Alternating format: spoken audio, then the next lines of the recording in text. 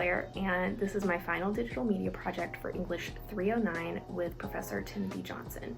And today we're going to dive into a topic that I'm personally super fascinated in, which is prison TikTok, or more specifically, the use of social media in United States correctional facilities.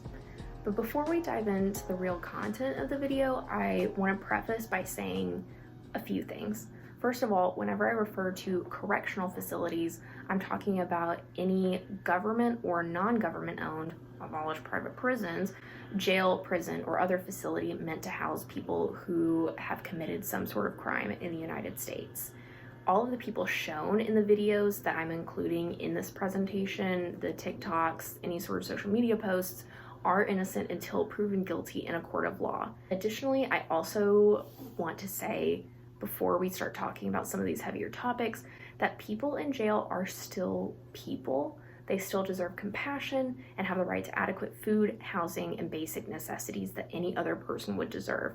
Committing a crime does not negate someone's humanity, and it is almost never fair to judge someone based solely on their worst action. So lastly, I want to give some content warnings. I will be sort of vaguely talking about sexual assault, general violence, abuse, racism, obviously incarceration. So if those are sensitive topics for you, definitely recommend watching at your own discretion. But with all of that, let's jump into the video. Over the last couple of years, TikTok has exploded and sort of become the go-to social media for a lot of different groups, including small businesses, book reviewers, dogs who may or may not have bones, and many others. So while social media posts made by incarcerated people are nothing new to the internet, TikTok does, for whatever reason, seem to be a much friendlier platform for this content. TikTok also blew up amidst a global pandemic that required every correctional facility in the country to put restrictions on inmate movement and communication. So many incarcerated people were actually unable to see their family members and legal counsel for months. So it makes a lot of sense that they would take to social media looking for those connections and looking to be able to communicate with the outside world and shine a light on some of the living conditions that they were suffering under. So the first question that comes to mind for a lot of people with this content is pretty basic. Is this allowed? In short, the answer is no, it is absolutely not allowed. Sometimes inmates can have limited or restricted access to the internet. So for example, you could use your commissary money to purchase minutes on an iPad, but those devices are very heavily restricted and you definitely cannot access social media on them or post anything. So the question then becomes, how are they posting this content? Where are they getting the devices? And I know this may come as a shock to many of you, but sometimes people smuggle things into jail that they shouldn't have. Crazy.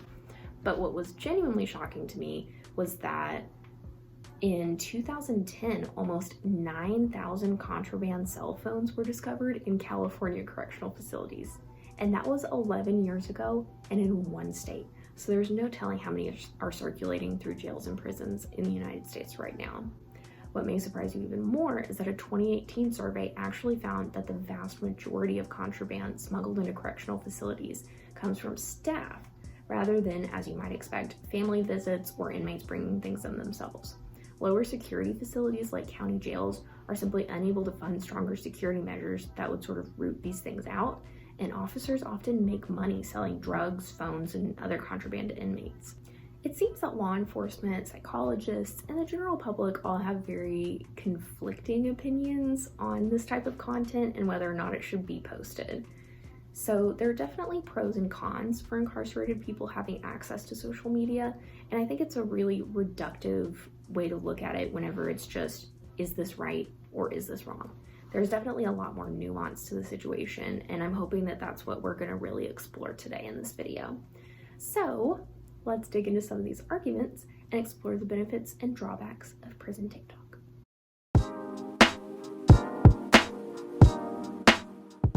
So there are certainly benefits to allowing incarcerated people access to social media forums. Many of the TikToks I came across while doing research for this video were just inmates pulling back the curtain on their horrible living conditions, from moldy, rotten food to horrible showers and super nasty cells that were never cleaned. Incarcerated people have also taken to social media to call out correctional officers, and other facility staff for gross abuses of power and poor treatment of inmates. Another huge benefit to allowing this content is that incarcerated people are allowed to keep in touch with their friends and family while serving their sentences. Studies have shown that staying connected with loved ones while incarcerated is the most vital part of keeping recidivism rates low. Many incarcerated folks have also talked about how forgotten and left behind they felt while they served out their sentences. Not knowing what's happening outside the correctional facility is super disorienting, particularly during a global pandemic when your communication with the outside world is already being restricted. The pandemic has also put a ton of restrictions on communication with incarcerated people. Correctional facilities across the country stopped in-person visitations and only allowed inmates to see their families and lawyers virtually or over the phone. I don't want to get too deep into this because it could be its own video, but jail phone calls are expensive. Many families go into debt just to stay in touch with their loved ones, so removing the ability to see them in person likely costs families a lot of money trying to stay in touch over the phones. Social media, on the other hand, is a free alternative to costly prison communication methods. Through DMs and comment sections, incarcerated people have been able to receive important news, talk to their loved ones, and connect with people who can help them find legal resources and other important contacts for once they're released from custody. Basically, social media is often used by incarcerated people to make sure they aren't forgotten by the time they're released. We are now joined by my co-host, Phoebe. But another positive I've seen from this content is actually the community building that social media can do. Within facilities, there's the obvious. Inmates who do TikTok dances together aren't fighting each other, and boredom in jail is a real thing, so having this extra stimulation and activities like dances to take part in can really help people stay out of trouble and maintain healthy connections with their fellow inmates. I think most of us would rather have inmates participate in social media trends than spend their days getting caught up in prison politics and remaining isolated. Lastly, social media is a great way to dispel harmful stereotypes and ideas about people who are incarcerated. Most of the public's general knowledge about incarcerated people, if they haven't had any experience themselves, typically comes from TV shows and movies that portray all incarcerated people as violent offenders who would commit a horrible crime the first chance they're given once they get out of jail. Videos of inmates doing normal things like eating crappy pizza and doing TikTok dances can really show their humanity and show those of us on the outside that incarcerated people are still regular people. They still like to do the same things that we do, and they still deserve the same basic rights that we do as well.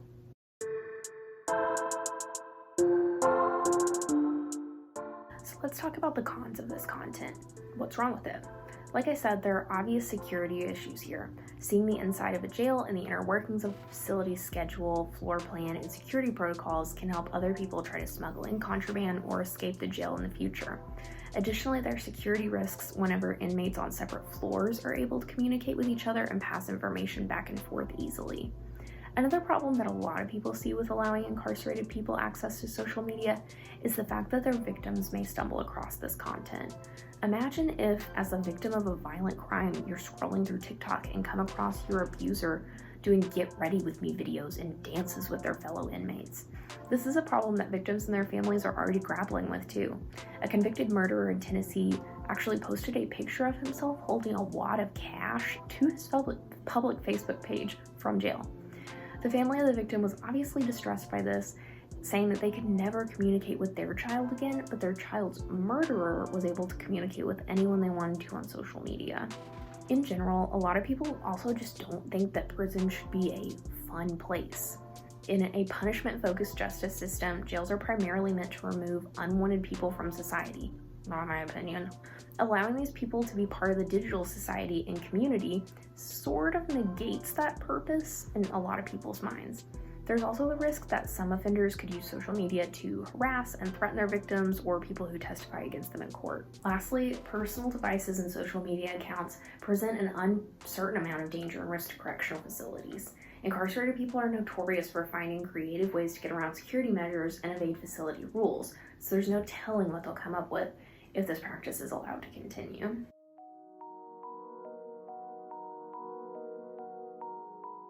So now that we've explored some of the pros and the cons and the general debate around this topic, I'd like to zoom out a little bit and let's look at the bigger picture of the United States prison industrial complex.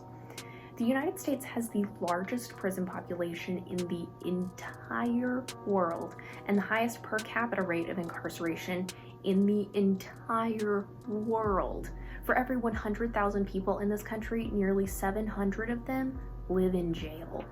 The cost of prison, parole, and probation to taxpayers is more than $81 billion every year. Tough on crime laws adopted by the Reagan administration in the 1980s have contributed to these soaring incarceration rates and filled most jails and prisons with nonviolent offenders who've most likely been convicted on drug-related offenses. However, study after study has shown that incarceration is a costly and ineffective way to curb drug crime.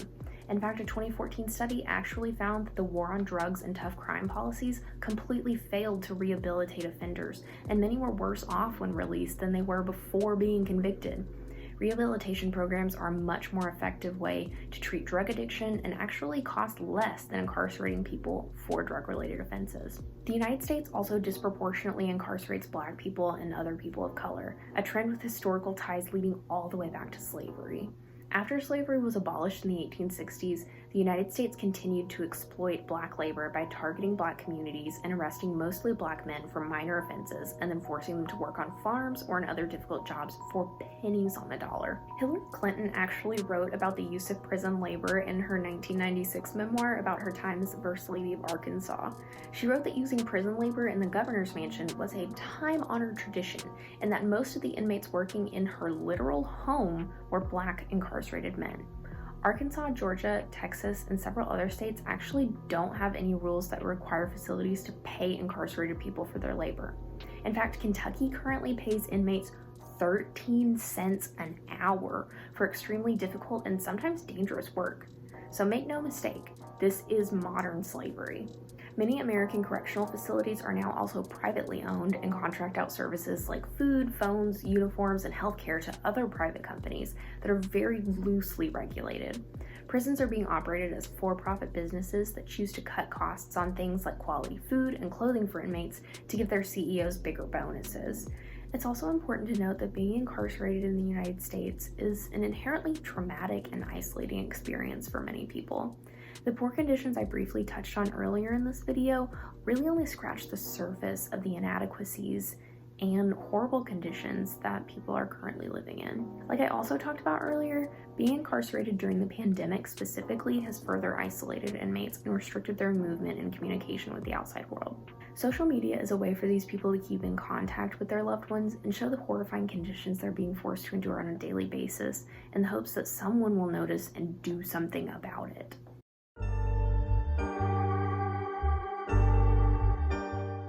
With all that being said, I hope that I was able to capture some of the nuance of this topic and provide a closer look at content that I think a lot of people would scroll right past.